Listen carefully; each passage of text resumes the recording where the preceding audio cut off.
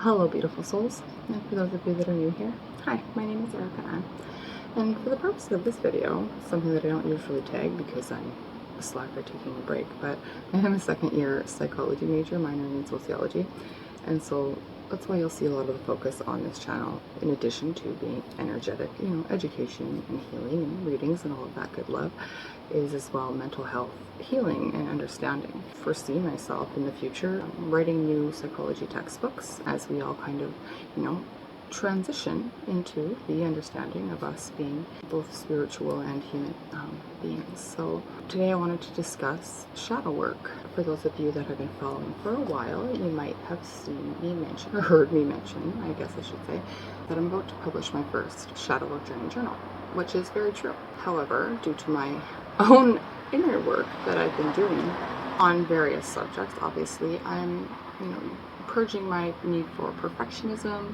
and really just trying to make sure that the book is what it's supposed to be for everybody. However, today, in addition to both discussing and going over exactly what shadow work is and giving you guys real life examples, I'm going to then tarot fashion just flip with you guys on camera to a couple of the pages from my journal as a little leak for you guys, and then just to give you a couple of the journal prompts to kind of take with you from this video going forward to work with, and just kind of see how beneficial it really is to understand the parts of you that might have just been hidden in the shadow of yourself. So shadow work's probably the most controversial theme discussed in psychological circles, and with everybody, deeper into their spiritual work. So needless to say, shadow work can be really confusing, and the term shadow work itself doesn't bring much clarity. So let's go over exactly what shadow work is. Due to the term shadow work, one can easily assume that it might hold dark and sinister things, or people think that it involves dark spiritual practices or a process that might involve negative parts of the personality only, which is not the case. So what exactly is shadow work? We're born whole, but our wholeness is short-lived because we're also relationally dependent as children. It's natural as babies to need others for support.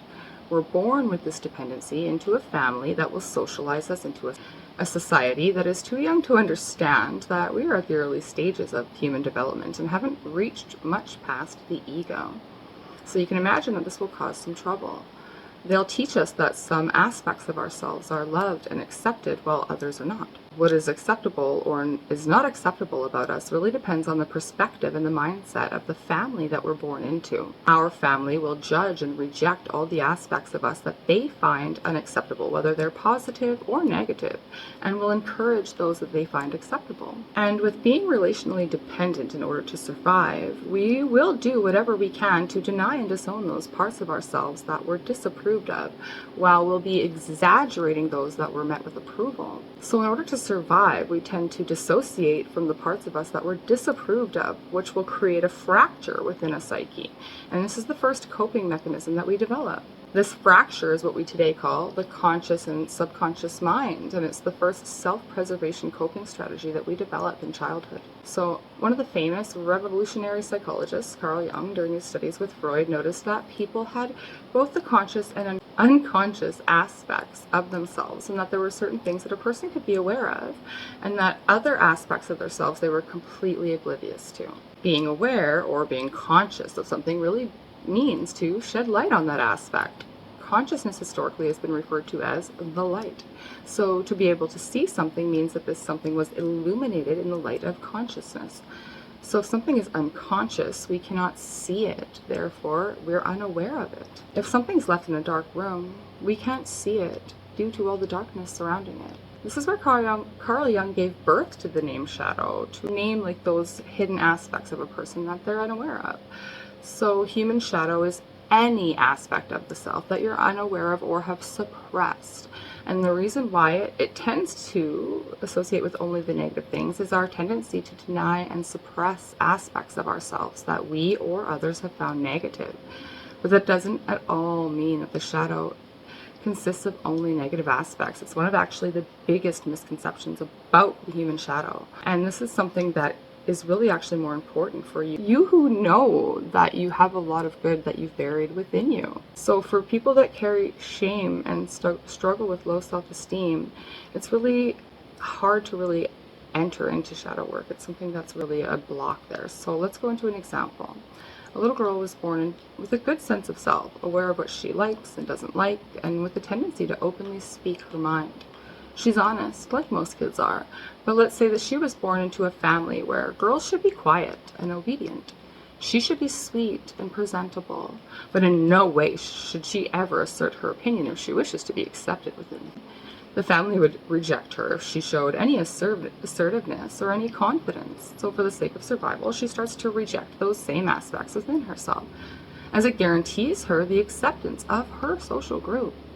So she'll suppress that aspect of herself first intentionally in order to receive love. And then in her adult life, she'll show up as this sweet, obedient people pleaser and probably live her life on other people's terms. Her life will be painful because parts of her personality have remained trapped, her psyche divided, and parts of her consciousness are actually not present in her up-to-date experience. Those aspects of her are now hidden so deeply that they don't even get to experience life. This could impoverish everyday life experience, and depending on the degree of dissociation, this will push her into working on her feelings. And after working with her feelings, she might discover that those limitations and conditions for love were in her subconscious and result in her realizing that she is an obedient little girl, rather confident and assertive, just as she once was. Once she embraces and embodies that aspect of herself again, she will awaken the confidence to create a life that she finds good. This will give her the assertiveness that she needs to sort herself out, instead of remaining obedient to her family and everyone else around her. So how does a negative aspect end up in the human shadow, since that was a positive example? Let's say that you have a child, and this child starts to get really angry. And he's born into a family where anger is not an okay emotion to express or even feel. So this child gets shamed and punished for his anger and will then make effort to not show this emotion again. At first, it'll be a conscious effort until it becomes so habitual it goes into the subconscious mind. This child will suppress and deny this anger to a point that they won't even see the anger in themselves. As an adult, they'll most likely not even be aware of their anger, and they're going to have trouble saying no.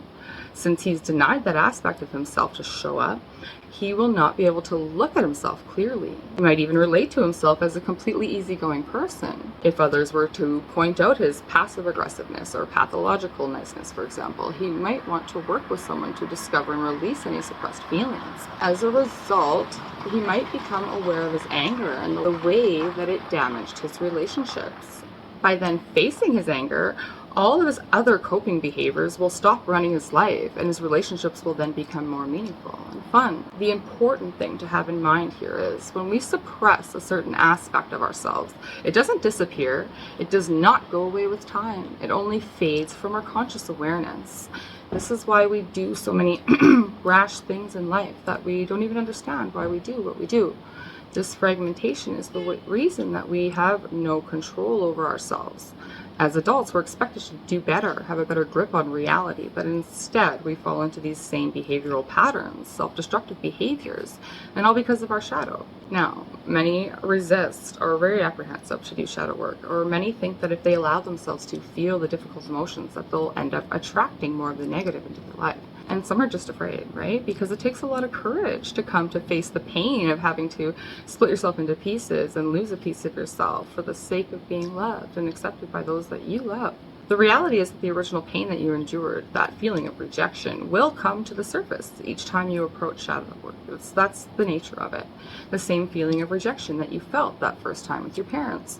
It'll make you feel like you'll be punished again. And so for those who fear to attract more of the negative, if they allow themselves to feel those negative emotions, that is really understandable. And it's really common confusion amongst people who exercise the law of attraction, for example, consciously, but fearfully. What we attract is what we unconsciously or consciously believe. And to do shadow work is to excavate and finally feel the emotions that we have been avoiding for a really long time, because those suppressed emotions have been the ones attracting painful circumstances in your life in the present just to be seen. So this is why sometimes people feel like this law of attraction, law of assumption, or attracting good things into their life does not come easily. The purpose of this life is to become whole again. And so for this reason, contents of our shadow can emerge through different situations where we'll be confronted with those difficult emotions that we've been avoiding, or they can emerge in our conscious efforts to do shadow work. These difficult emotions are energies inside our bodies, so confronting them can feel risky. It's why self-awareness is not easy. This fragmentation of self is something that's undergone everybody on earth due to the process of socialization. We've split into conscious and unconscious. It's the birth of self-hate that shows up through rejection. The emptiness we feel is what is left with us by leaving all of those suppressed aspects behind. The fact that we've disowned them means that they've been lost. So it'll feel like we're not really living our lives. It can make us disassociate from ourselves, no longer able to feel joy.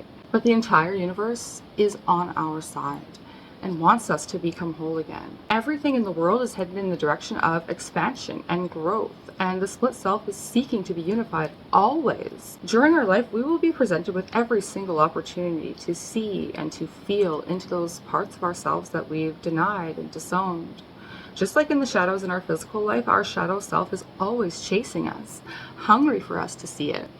It doesn't matter how fast or far we can run from it, our shadows will chase us until we are willing to do the work that must be done. That is what shadow work really is. It's the process of becoming aware of what you can no longer see. And this work is, like I said, something that's kind of controversial, especially in think positive type, communities. So I really want you to understand that integrating your shadow, integrating the positive and negative aspects of yourself, just because it's going to help you to face the negative, doesn't mean you're not going to gain tenfold, which you will, reward from facing all of who you are and then integrating and accepting and loving and being all of who you are. And shadow work is really the only way to that free life.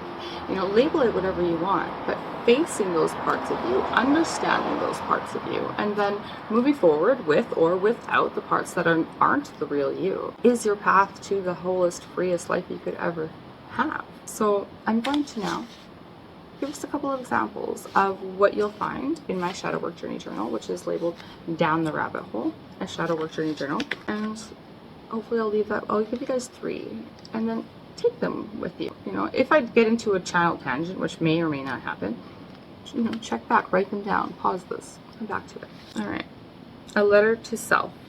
I'm just going to take a quick drink here, actually, guys. This book is something that will help you understand, how to really put your shadow work into practice. It gives you something to follow along with, right? And it's something that you can, do daily or do however often you feel called to do it.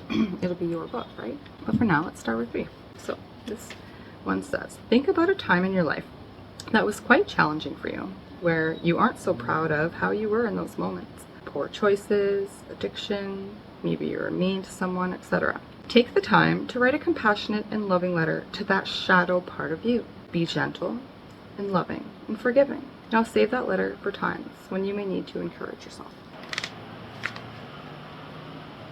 Unmet needs. Does anyone in your life ever call you childish? Do you feel like a child sometimes? Act in childish ways? If so, write about some unmet needs that your behavior might be trying to get that you might not have gotten when you were a child. For example, if you find yourself whining regularly, what childhood need went unmet? Were your caregivers attentive to your needs? How can you go about getting unmet needs? How can you go about getting your needs met today without resorting to childish ways? Asking for what you want or need, aligning with your truth, being honest with yourself and others, etc.